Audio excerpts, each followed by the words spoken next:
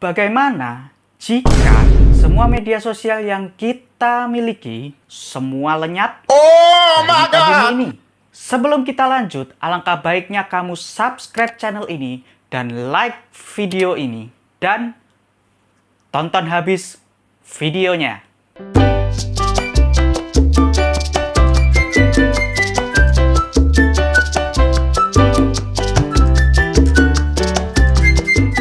Media sosial awalnya bertujuan untuk memudahkan komunikasi dan koneksi antar manusia secara digital dengan fitur yang memungkinkan berbagi informasi, membangun relasi, dan mengekspresikan diri di dunia maya.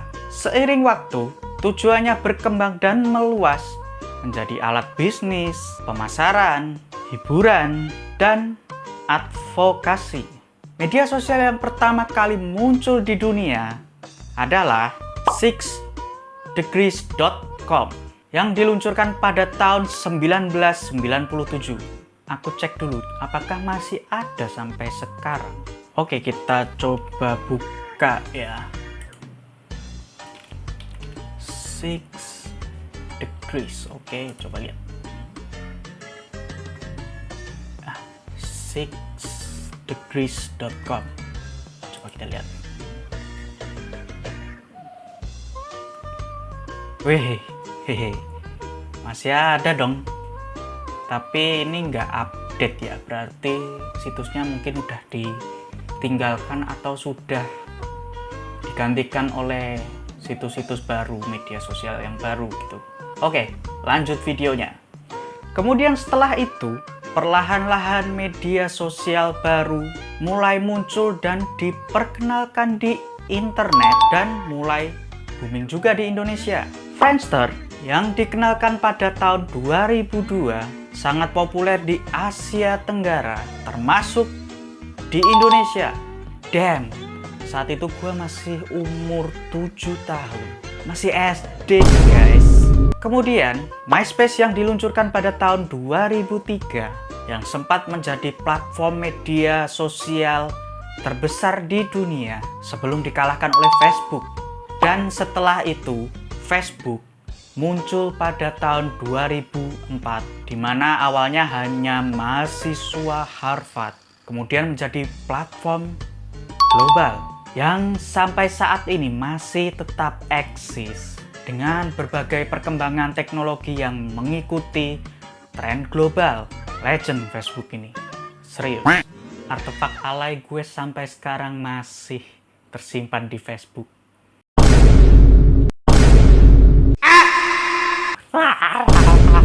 Damn.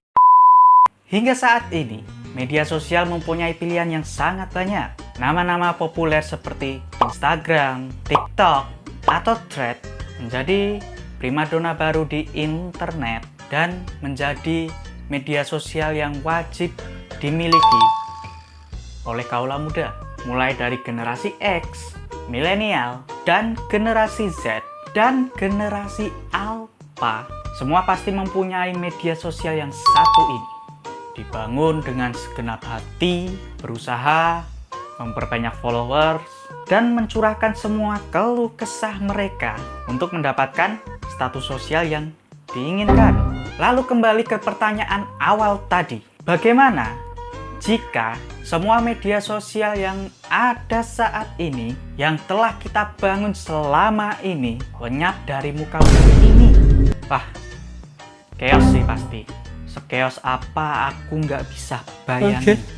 Tapi aku akan jelaskan sebisa mungkin dengan beberapa pendapat dari AI. Yang pertama, dari sektor komunikasi. Banyak orang yang bergantung pada media sosial saat ini untuk terhubung dengan teman, keluarga, dan komunitas. Ini bisa menjadi masalah yang sangat serius karena komunikasi cepat yang biasa kita lakukan tiba-tiba melambat.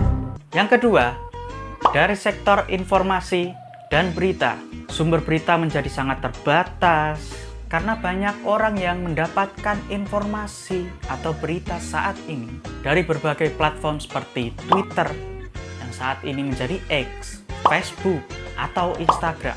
Dan yang ketiga, dari sektor ekonomi maupun bisnis, pukulan besar bagi UMKM dan bisnis online akan sangat terasa karena media promosi yang terbesar saat ini adalah media sosial dan banyak usaha kecil yang bergantung pada platform seperti Instagram, Facebook, atau TikTok untuk promosi. Dan yang paling parah untuk sektor ini adalah pekerjaan seperti influencer, konten kreator, manajer media sosial, dan iklan digital akan hilang. Anjir, bisa mati karir gue ini.